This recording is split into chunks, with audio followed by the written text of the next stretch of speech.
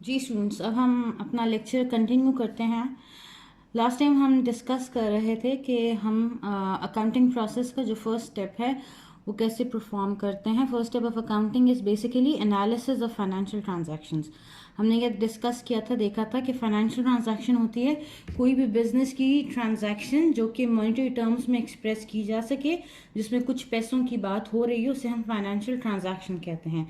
ये financial transactions record की जाती हैं अकाउंटिंग प्रोसेस में, और इस फाइनेंशियल ट्रांजैक्शन को रिकॉर्ड करने के लिए पहले स्टेप में हम क्या करते हैं, इस अकाउंटिंग एक्टिविटी को, इस ट्रांजैक्शन को थोड़ा सा एनालाइज करते हैं, स्टडी करते हैं, so that we can extract what valuable information we need to record in a accounting process. हमने लास्ट लेक्चर में कुछ बेसिक ट्रांजैक्शंस देखी थी, उन्हीं ट्रांजैक्शंस को हम आगे कंटिन्यू कर रहे हैं कि बिजनेस में किस किस किस्म की ट्रांजैक्शन हो सकती है और उनका एनालिसिस किस तरह किया जाता है, या इन सिंपल टर्म्स उन ट्रांजैक्शन से इंफॉर्मेशन किस तरह एक्सट्रैक्ट की जाती है। हम वही एग्जाम्पल कंटिन्यू कर रहे हैं। हमने 3 ट्रांजैक्शंस लास्ट टाइम डिस्कस की थी, आगे उनको हम यहाँ पे और देखते हैं।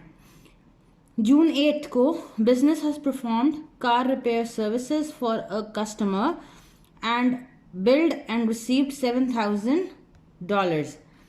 बिजनेस ने क्या किया है, कुछ कार रिपेयर सर्विसेज दी हैं कस्टमर को अपने, उसको बिल भेज दिया और साथ में कैश भी रिसीव किया है। बिल भी दिया है, बिल भी भेजा है और साथ कैश भी रिसीव किया है। कितना कैश रिसीव किया है? $7,000। क्लियर होती है बात। अब यहाँ पे इंपॉर्टेंट चीज हमारे पास क्या है कि बिजनेस ने ये कुछ कैश रिसीव किया है, रिसीव्ड $7,000। इसका मतलब है बिजनेस के पास कैश इंक्रीज हुआ होगा बाय 7,000, क्योंकि बिजनेस ने कैश यहाँ पे रिसीव किया है, और कैश हमारे पास क्या होता है? एसेट होता है। ठीक हो गया बात। अब ये जो कैश बिजनेस ने रिसीव किया है, ये क्यों रिसीव किया था? ये बिजनेस ने कैश रिसीव किया in return of services given to customer. और अगर आप लोगों को याद हो, हमने कहा था कि बिजनेस की वो अर्निंग जो कि बिजनेस को मिलती है after giving some service to a customer और after selling some goods to a customer, उसको हम रेवेन्यू कहते हैं। तो बेसिकली यहाँ पे बिजनेस को ये भी रिकॉर्ड करना ज़रूरी है कि ये जो 7,000 हमने रिसीव किए हैं, ये रिसीव क्यों किए थे। ये हमने कोई सेल्स की हैं या कोई सर्विस का रेवेन्यू कमाया है, तब हमें ये 7,000 मिले हैं। तो we need to record revenue और सेल्स विद एवरी ट्रांजैक्शन जिसमें कस्टमर को कुछ सर्विस देना या कस्टमर को कुछ सेल्स करना ज़रूरी होता है। ठीक हो गया बात। अब यहाँ पे क्योंकि सर्विस दी है तो मैं इसके लिए अकाउंट नेम यूज करती हूं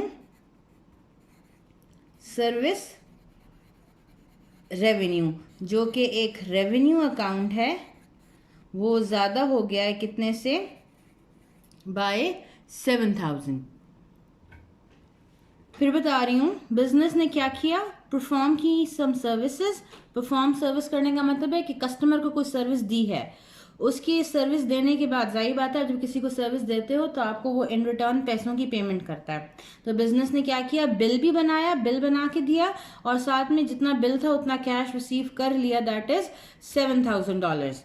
तो बिजनेस को 7,000 का कैश मिल गया, तो कैश इंक्रीज हो गया बाय 7,000, और इन अदर टर्म्स हमारा एसेट ज्यादा हुआ है बाय 7,000। और ये जो कैश मिला था, इससे एक और इफेक्ट बिजनेस पे आता है कि बिजनेस नीड टू रिकॉर्ड कि जो कैश हमें मिला है, ये हमें मिला हमारी सर्विसेज के अगेंस्ट, हमारा रेवेन्यू है ये। तो हमने यहाँ पे रिकॉर्ड किया सर्विस रेवेन्यू।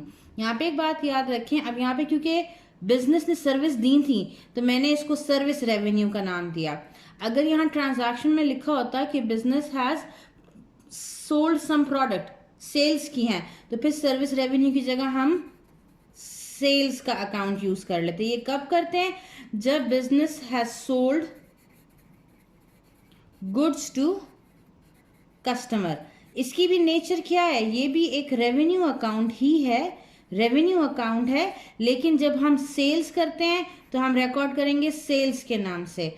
यहाँ बिजनेस ने सर्विस दी है तो इसलिए मैंने यहाँ पे टर्म यूज किया है सर्विस रेवेन्यू का। ये बात समझ में आती है? अब इसमें एक और कंडीशन हो सकती है ट्रांजैक्शन में। अब यहाँ तो लिखा था कि build and received $7,000, build and and received $7,000। अगर खाली लिखा होता कि बिल्ड $7,000 मतलब कि business has performed services for a customer and billed him for $7,000। अब यहाँ पे जब हमने ये ट्रांजैक्शन में ये टर्म यूज़ किया है बिल्ड हिम, इसका मतलब है कि बिजनेस ने यहाँ पे सिर्फ और सिर्फ कस्टमर को बिल बना के अभी भेजा है। 7,000 की सर्विसेज हैं जिनका बिल बना के कस्टमर को भेजा है। बिल्ड हिम, खाली बिल्ड लिखा है, कैश रिसीविंग की बात नहीं की गई है, सिर्फ लिखा है बिल्ड हिम। इसका मतलब है कि बिजनेस ने बिल बना के कस्टमर को दिया है 7,000 का, अभी कस्टमर ने पेमेंट नहीं की है। उस केस में अब ट्रांजैक्शन में हमने क्या इन्फॉर्मेशन लेनी है? अब देखो कैश कोई रिसीव नहीं किया, तो यहाँ पे जो कैश इंक्रीज हुआ था यहाँ पे कैश का इंक्रीज नहीं आएगा। ठीक है, ये कैश बिजनेस ने बाद में रिसीव करना है, कैश बिजनेस ने बाद में रिसीव करना है, अभी सिर्फ उसको बिल भेजा है। इस कस्टमर की तरफ से पेमेंट बिजनेस को रिसीव होगी बाद में। इसके लिए हम अकाउंट नेम यूज करते हैं, अकाउंट्स रिसीवेबल।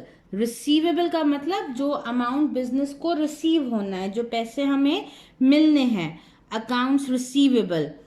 एसेट है ये एक, क्योंकि ये बिजनेस पैसे ओन करता है, बिजनेस का पैसा था जो बिजनेस को बाद में बेनिफिट देगा।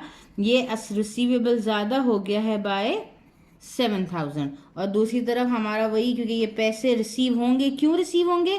क्योंकि बिजनेस ने सर्विसेज दी हैं, तो हमारा सर्विस रेवेन्यू ज्यादा हुआ है अभी भी 7,000 से, क्योंकि हमने कस्टमर को सर्विसेज दे दी हैं। लेकिन उस कस्टमर को सर्विस देने के अगेंस्ट कस्टमर की तरफ से पैसे हमें बाद में रिसीव होंगे। Business will receive this money, तो इसलिए हम यहाँ पे टर्म यूज करते हैं रिसीवेबल का। अब इस स्टेटमेंट में कोई रिटन एग्रीमेंट की बात नहीं की गई है, तो अकाउंट्स रिसीवेबल है। अगर यहाँ कोई रिटन एग्रीमेंट होता, मतलब कहीं पे लिखा होता है कि business customer signed to make payment after a month और समथिंग लाइक दैट, फिर ये रिटन एग्रीमेंट हो जाता है, जहां पे साइन की बात की जाए, रिटन फॉर्म में कुछ कहा जाए कि पेमेंट करेगा कोई और हमारे बिजनेस को, तब हम टर्म यूज करते हैं नोट्स रिसीवेबल। नोट्स का टर्म यूज होता है रिटन के लिए, अकाउंट्स का टर्म यूज होता है ओरल बातचीत, ओरल एग्रीमेंट के लिए। यहाँ तक बात समझ में आती है? यही ट्रांजैक्शन हमारे पास एक और फॉर्म में आ सकती है, एक और फॉर्म में आ सकती है, जहां पे ट्रांजैक्शन कुछ ऐसी हो कि business has performed services for a customer and build him for $7,000। Bill बनाया 7,000 का। इसी ट्रांजैक्शन को आगे अगर कंटिन्यू करके ऐसा लिखा जाए कि कस्टमर पेड $4,000 and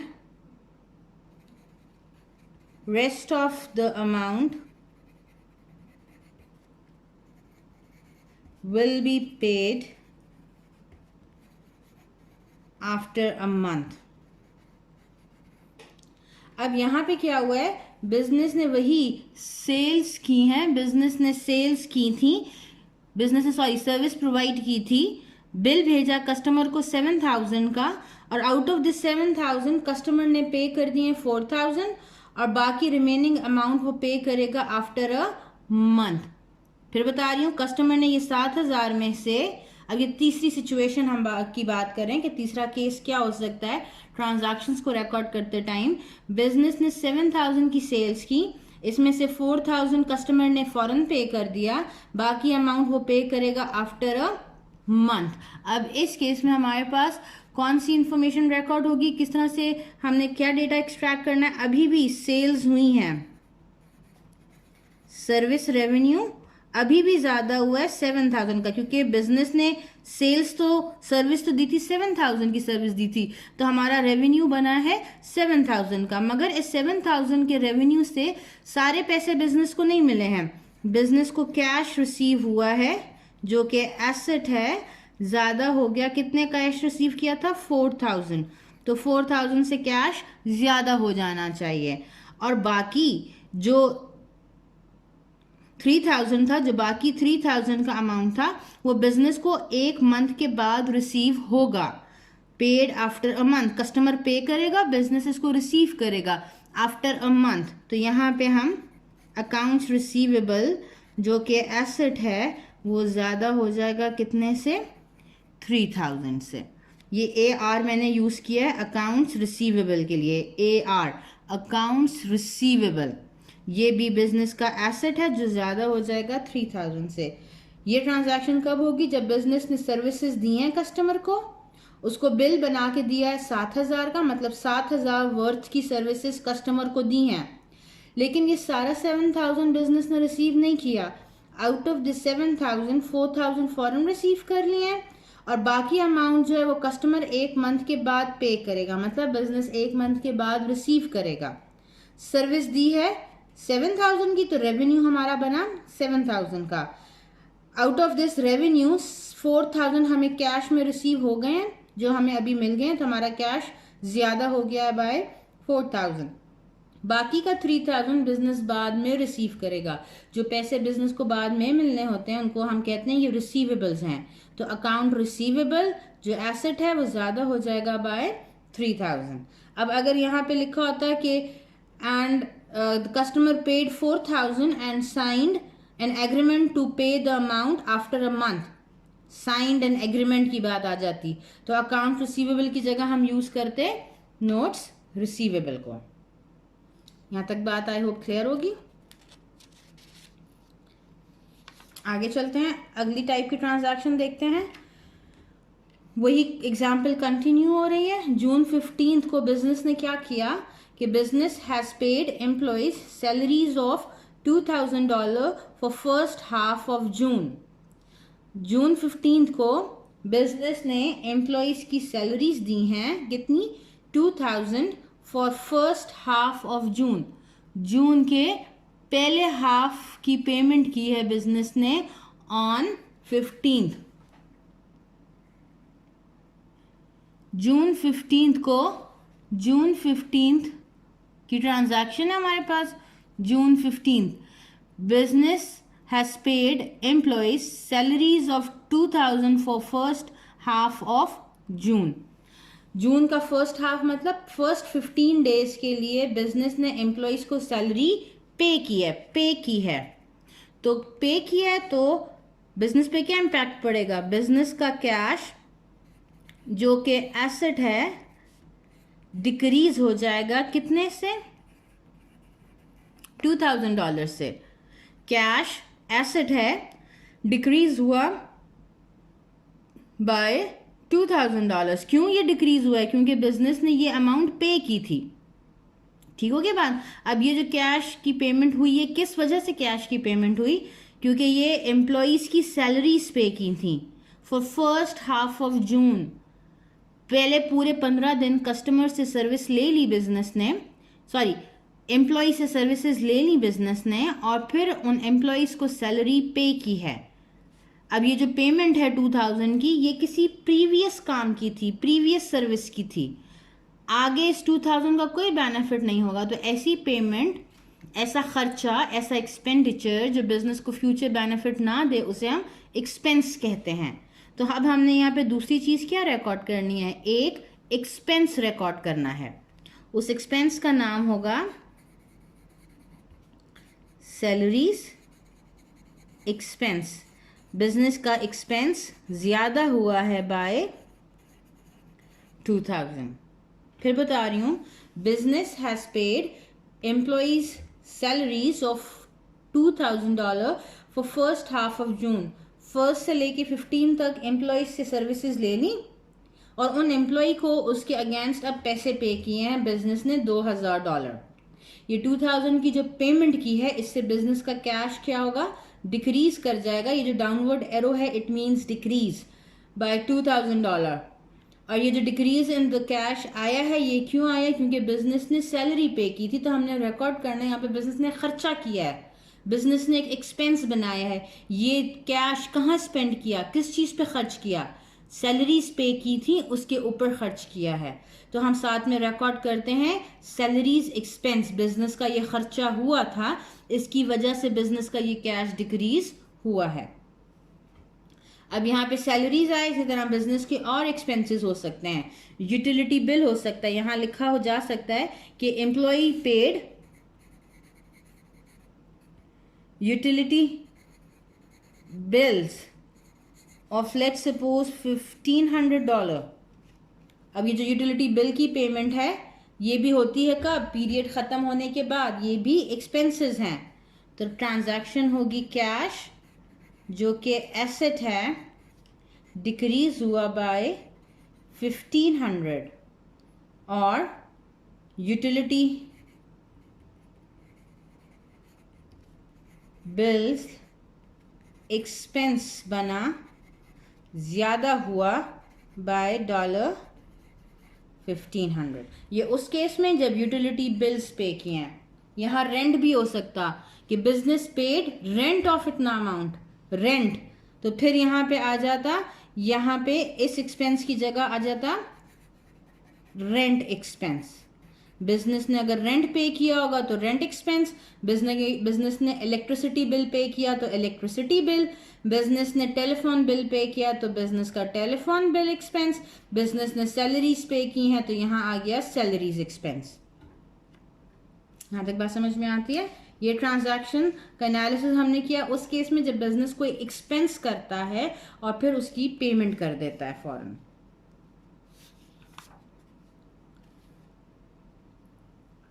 कुछ और ट्रांजैक्शंस आगे कंटिन्यू करते हैं ताकि प्रैक्टिस हो जाए। जून 18 को बिजनेस ने परचेज किया office supplies for 1500, sorry, this is 1500, purchased office supplies for 1500, paid 1000 in cash. Business purchased office supplies for 1500, paid 1000 in cash. अब यहाँ पे क्या हो रहा है, बिजनेस ने परचेज किया है, क्या, ऑफिस सप्लाईज को परचेज किया, तो बिजनेस पे क्या इम्पैक्ट पड़ा इस परचेजिंग से। एक तो बिजनेस के पास ऑफिस सप्लाईज जो कि एसेट है ज़्यादा हो गया है बाय $1500, क्योंकि बिजनेस ने ख़रीदे हैं, परचेज मतलब ख़रीदना, बिजनेस ने ऑफिस सप्लाईज ख़रीदे 1500 के, तो बिजनेस के ऑफिस सप्लाईज जो कि एक एसेट है इंक्रीज़ हो गया बाय 1500 के सप्लाईज ख़रीदे थे, 1500 के सप्लाईज ख़रीदे थे बिजनेस ने, और पेमेंट की थी 1000 की, पेड 1000 इन कैश। तो कैश क्योंकि पे किया है तो कैश जो कि एसेट है वो डिक्रीज कर जाएगा कितने अमाउंट से, 1000 से, क्योंकि 1000 पे किया है। 1500 की चीज़ें खरीदी, 1500 की चीज़ ऑफिस सप्लाईज खरीदे, ऑफिस सप्लाईज ज़्यादा हुए 1500 से। आउट ऑफ दिस 1500 बिजनेस ने 1000 का कैश पे कर दिया, पेड 1000 लिखा है यहाँ पे, तो 1000 का कैश पे कर दिया, तो कैश जो कि एसेट था वो बिजनेस का डिक्रीज होना चाहिए बाय $1000। अब बाकी अमाउंट क्या करना है, जो 500 रह गया, 1500 की चीज़ खरीदी, 1000 उसमें से पे कर दिया, तो 500 तो अभी भी रह गया ना, वो क्या करना है, वो हमने बाद में पे करना है, जो पेमेंट्स बाद में करनी होती हैं, जो बाद में पेमेंट्स मस्ट होती हैं, उनको हमारे लिए लाइबिलिटीज़ होती हैं, उनको हम पहले भी डिस्कस कर चुके थे, उनको हम कहते हैं अकाउंट्स पेबल का लफ्ज़ इस्तेमाल होता है वो अमाउंट जो पे करना हो, अभी बाद में पे करना हो। दिस इज़ द लाइबिलिटी जो इंक्रीज हुई है कितने से, 500 से, क्योंकि 1500 में से 1000 पे कर दिया, बाकी कितना रह गया जो पे करना है, 500 और पे करना है, तो ये अकाउंट्स पेबल जो लाइबिलिटी है वो इंक्रीज हो गई है बाय 500। हमारे ऊपर कर्ज ज़्यादा हो गया है थोड़ा सा, हमने किसी को 500 पे करने हैं। अगर यहाँ पे लिखा होता आगे कि जी business signed an agreement to pay the remaining amount, signed an agreement लिखा होता तो यहाँ अकाउंट्स की जगह आ जाता नोट्स पेबल। ये ट्रांजैक्शन क्लियर होती है। आगे और ट्रांजैक्शन देखते हैं। यहाँ पे हमारे पास ट्रांजैक्शन है जून 20th। Business received $800 from customer for services to be provided in first week of July. Business received $800 from customer for services to be provided in first week of July. अब पहली चीज तो लिखी है बिजनेस ने receive किया $800, तो cash पे इफेक्ट पड़ेगा बिजनेस के, बिल्कुल जी। बिजनेस का कैश जो कि एक एसेट है वो ज्यादा हो जाएगा कितने से, $800 से, क्योंकि बिजनेस ने ये कैश रिसीव किया है। अब ये बिजनेस ने कैश क्यों रिसीव किया था, ये बिजनेस ने कैश रिसीव किया था for services to be provided in first week of July. अब हम पिछली एक ट्रांजैक्शन में देख चुके थे कि कस्टमर को सर्विस दी गई हो तो वो रेवेन्यू कहलाता है। कस्टमर को जब सर्विस दे के आप कुछ कमाते हो, कुछ अर्न करते हो, उसको हम रेवेन्यू कहते हैं। मगर यहाँ पे अगर आप एक बात नोट करो, पेमेंट हम कर रहे हैं जून में for services to be provided in first week of July. इस पेमेंट की सर्विस अभी बिजनेस ने नहीं दी है कस्टमर को। बिजनेस कस्टमर को सर्विस देगा कब, फर्स्ट वीक ऑफ जुलाई में, मतलब पेमेंट अभी की है, सर्विसेज बाद में देनी है। पेमेंट की है जून 20th को फॉर सर्विसेज जो बिजनेस ने फ्यूचर में देनी है, अभी दी नहीं है। तो याद रखें हमने सेल्स को जब डिफाइन किया था तो बिजनेस के लिए सेल्स होती हैं तब जब सेल्स ट्रांजैक्शन कंप्लीट हो। सेल्स ट्रांजैक्शन कंप्लीट होने का मतलब है कि बिजनेस कस्टमर को कुछ चीज डिलीवर कर दे, फिर कस्टमर उसको फौरन पेमेंट करता है या नहीं करता है, सेल्स होती हैं ऑन डिलीवरी ऑफ गुड्स और on delivery of some services. यहाँ पे बिजनेस ने कैश तो रिसीव किया मगर सर्विस अभी नहीं दी। जून 20th को कैश रिसीव किया है खाली, जून 20th को कोई सर्विस नहीं दी है। सर्विस बिजनेस ने ये बाद में देनी है। तो अगर आप देखो अपनी नॉर्मल लाइफ में, अगर आप किसी से पैसे पहले ले लेते हो और उसको सर्विस नहीं प्रोवाइड करते तो आपने जितने पैसे लिए हैं आप उतने के कर्जदार हो रहे होते हो। आपने अगले बंदे को जिसने आपको पैसे दिए हैं उसको आपने सर्विस देना आप पे मस्ट होती है। मैं आपको लेक्चर दे रही हूँ, मैं आपसे लेक्चर के एडवांस में फ़ी ले लेती हूँ, ठीक है ना। तो मैंने अगर एडवांस में फ़ी ले लिए तो मैं कर्जदार हूँ इस बात की कि मैंने हर हाल में आपको लेक्चर प्रोवाइड करना है, आपको सर्विस देनी है। मेरे ऊपर एक कर्ज है, आई ओ यू सम सर्विस और समथिंग इन रिटर्न। तो बिल्कुल उसी तरह ये जो बिजनेस है इसने कैश रिसीव कर लिया। अब जब तक बिजनेस ये $800 की सर्विस कस्टमर को नहीं देता, business is under an obligation, business कर्जदार है। Business is under an obligation, कर्जदार है, वो डेट है उसके ऊपर, डेट, लाइबिलिटी, ऑब्लिगेशन, सबका मतलब एक ही है, कर्जदार होना, ठीक है ना। तो अब बिजनेस कर्जदार है, बिजनेस ने ये कैश रिसीव कर लिया है तो बिजनेस को अपने पास ये चीज लिखनी चाहिए, कहीं पे रिकॉर्ड करनी चाहिए कि ये जो कैश रिसीव बिजनेस ने किया है इस 800 के अगेंस्ट बिजनेस ने कस्टमर को सर्विस देनी है। इस 800 के अगेंस्ट बिजनेस ने कस्टमर को अभी सर्विस देनी है। तो इस लाइबिलिटी के लिए हम अकाउंट नेम इस्तेमाल करते हैं unearned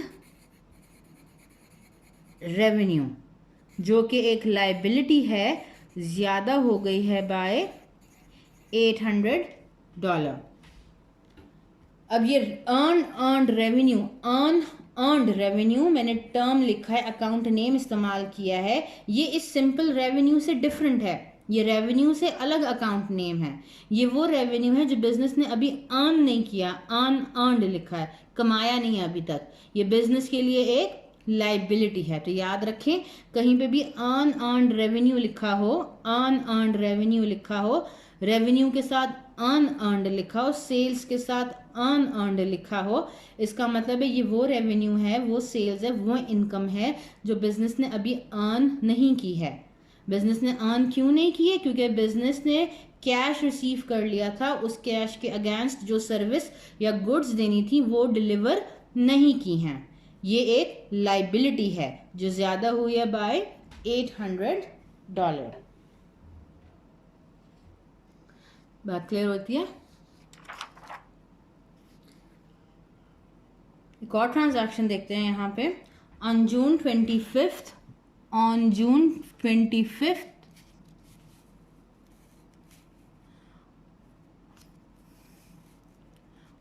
25th business owner withdrew $500 for personal use. Owner withdrew $500 for personal use. 25th को, इस मंथ की 25th को ओनर ने क्या किया? विड्रू का मतलब होता है पैसे विड्रॉ करना, बिजनेस से पैसे निकालना। $500 निकाले फॉर पर्सनल यूज। अब ये जो पर्सनल यूज के लिए बिजनेस के ओनर ने बिजनेस से पैसे निकाले हैं, इससे बिजनेस पे क्या इम्पैक्ट पड़ेगा वो हमने देखना है एनालिसिस में। तो पहला इम्पैक्ट तो जाहिर बात है, जब ओनर बिजनेस से पैसे निकाल रहा है तो बिजनेस का कैश क्या होगा? डिक्रीज हो जाएगा। बिजनेस का कैश जो कि एसेट है, इट विल डिक्रीज बाय $500। और ये जो कैश डिक्रीज हुआ है, ये क्यों डिक्रीज हुआ है? ये कैश क्यों डिक्रीज हुआ है? ये कैश इसलिए डिक्रीज हुआ है क्योंकि ओनर ने पैसे वापस निकाल लिए हैं। अगर आपको याद हो, जब हम बेसिक टर्मिनोलॉजीज को स्टडी कर रहे थे अकाउंटिंग की, उसमें हमने एक टर्म देखा था ड्राइंग्स। तो यहाँ पे हम बेसिकली यूज करेंगे ड्राइंग्स का नाम, ताकि हम रिकॉर्ड कर सकें कि ओनर ने पैसे बिजनेस में से निकाले हैं। इससे ओनर्स इक्विटी क्या होती है? डिक्रीज होती है $500 से। ड्राइंग्स का मतलब है ओनर बिजनेस से पैसे, ये बिजनेस है, ठीक है, इसमें ओनर ने इन्वेस्टमेंट की होती है, ये ओनर का इक्विटी होती है। जितनी वो इन्वेस्टमेंट करता है उतना ओनर का क्लेम होता है, उतनी ओनर की इक्विटी होती है बिजनेस में। अगर लेट सपोज ओनर ने 5,000 इन्वेस्ट किए थे बिजनेस में, तो ओनर का क्लेम बिजनेस पे कितने था? 5,000 का था, ठीक है ना। अब अगर कुछ अरसे बाद ये ओनर इस 5,000 में से 500 निकाल लेता है, इस बिजनेस से 500 निकाल लेता है, 500 विड्रॉ कर लेता है, तो क्या अभी भी ओनर का क्लेम बिजनेस पे 5,000 का है? नहीं, बिजनेस के ओनर ने 5,000 बिजनेस में इन्वेस्ट किए थे, लेकिन इस 5,000 में से 500 विड्रॉ कर लिए, निकाल लिए हैं। तो अब ओनर का क्लेम क्या 5,000 होगा? नहीं जी, अब ये हो जाएगा 4,500। 500 से ये इक्विटी क्या हो जाएगी? डिक्रीज हो जानी चाहिए। तो हमने वही यहाँ पे रिकॉर्ड किया कि ओनर्स इक्विटी डिक्रीज हुई है बाय 500। लेकिन इस ओनर्स इक्विटी में जो डिक्रीज है, इसको रिकॉर्ड करने के लिए अकाउंट नेम क्या यूज करना है? ड्राइंग्स का अकाउंट नेम यूज करना है। याद रख लें, दिमाग में बिठा लें कि जब भी ओनर बिजनेस से पर्सनल यूज के लिए पैसे निकालेगा, विड्रॉ करेगा, हमने इस विड्रॉइंग को रिकॉर्ड करना है, इस ओनर्स इक्विटी में डिक्रीज को रिकॉर्ड करना है ड्राइंग्स के नाम से। जो ड्राइंग्स का अकाउंट शो करता है ये ओनर्स इक्विटी में डिक्रीज है। यहां तक बात समझ में आती है? ओनर की इन्वेस्टमेंट होती है, ओनर की इन्वेस्टमेंट होगी तो उसको हम कहेंगे कैपिटल, और ओनर का विड्रॉल होगा, पैसे वो बाहर निकालेगा बिजनेस से, तो हम अकाउंट नेम यूज करेंगे ड्राइंग्स। और ये दोनों बेसिकली क्या शो करते हैं? ओनर्स इक्विटी को शो करते हैं। फिर समझा रही हूं, owner withdrew $500 for personal use. Owner ने बिजनेस से $500 निकाले अपने पर्सनल यूज के लिए। तो पहला इम्पैक्ट क्या पड़ा? कैश डिक्रीज हो गया बाय 500, क्योंकि बिजनेस का कैश कम हो गया ना, बिजनेस ने ओनर ने पैसे बाहर निकालने हैं। दूसरा इम्पैक्ट हुआ क्या कि ओनर का क्लेम, ओनर की इक्विटी डिक्रीज होनी चाहिए, क्योंकि बिजनेस के ओनर ने पैसे अब निकाल लिए हैं बिजनेस में से, तो जितने पैसे निकाले हैं उतने से ओनर इक्विटी क्या हो जाएगी? डिक्रीज हो जाएगी। और इस ओनर्स इक्विटी में डिक्रीज को रिकॉर्ड करने के लिए हम अकाउंट नेम इस्तेमाल करते हैं ड्राइंग्स का। यहाँ तक बात समझ में आती है?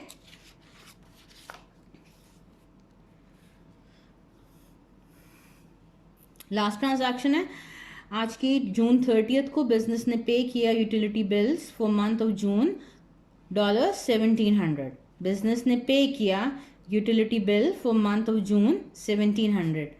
पहले भी हम डिस्कस कर चुके हैं, पे किया है तो कैश जो कि एसेट है डिक्रीज हो गया बाय $1700। और ये कैश की पेमेंट क्यों की थी?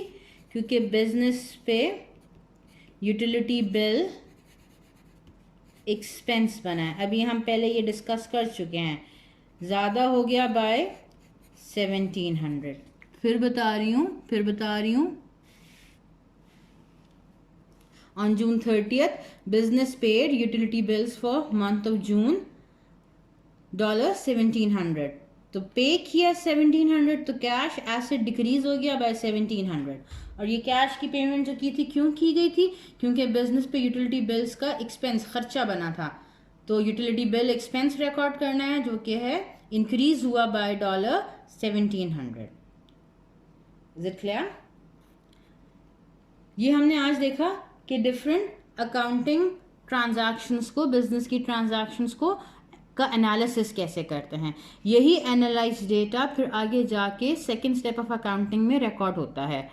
इन आवर कमिंग लेक्चर्स हम इसी तरह की ट्रांजैक्शंस को डिस्कस करते रहेंगे, देखते रहेंगे एग्जांपल्स के थ्रू, जिनसे हम ये सीखने की कोशिश करेंगे कि इन ट्रांजैक्शंस का ये एनालिसिस कैसे करते हैं और फिर इस एनालाइज डेटा को हम आगे रिकॉर्ड किस तरह करते हैं। एक ख़ास तरीके से यही सारी इन्फॉर्मेशन जो यहाँ लिखी है ख़ास फॉर्मेट में हमने रिकॉर्ड करनी होती है, वो हम आगे कमिंग लेक्चर में देखेंगे। टिल देन टेक केयर, अल्लाह हाफिज़।